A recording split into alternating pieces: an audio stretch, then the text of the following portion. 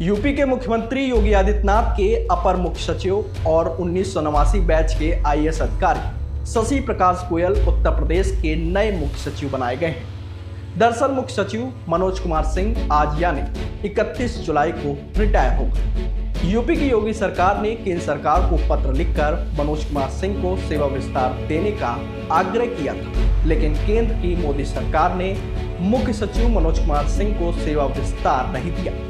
ऐसे में 37 साल की सेवा के बाद मनोज सिंह आज रिटायर हो गए। वहीं अब एसपी गोयल यूपी के नए मुख्य सचिव बनाए गए।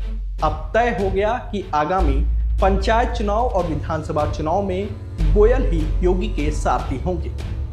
एसपी गोयल को मुख्य सचिव के साथ यूपी के अवस्थापना एवं औद्योगिक विकास आयुक्त, अपर मुख्य सचिव, समन्वय विभाग, पिकअप के अध्यक्ष, यूपीडा और उपसा के सीईओ और यूपीडास के परियोजना निदेशक की भी जिम्मेदारी दी गई है।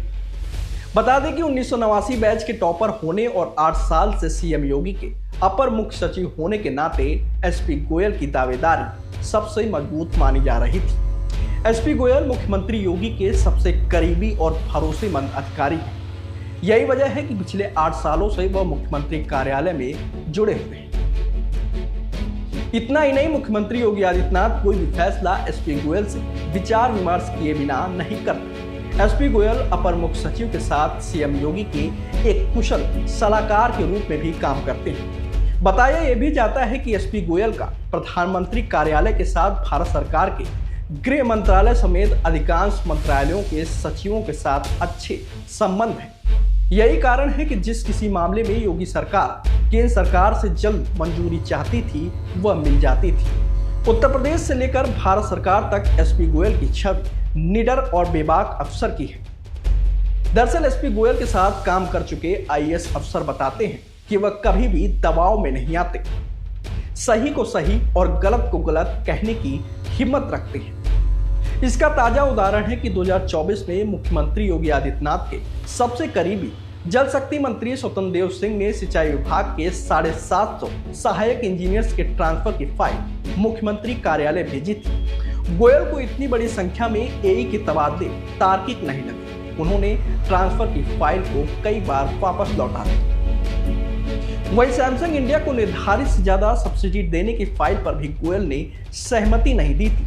हर महीने ऐसे एक दो छोटे बड़े उदाहरण देखने को मिल जाते थे, जब फाइल में थोड़ी भी चूक नजर आने पर गोयल बगैर किसी दबाव में आए उस पर आपत्ति लगाकर लौटा देते थे। यूपी का नया मुख्य सचिव बनने के बाद उन्होंने आज शाम को कार्यभार ग्रहण कर लिया है।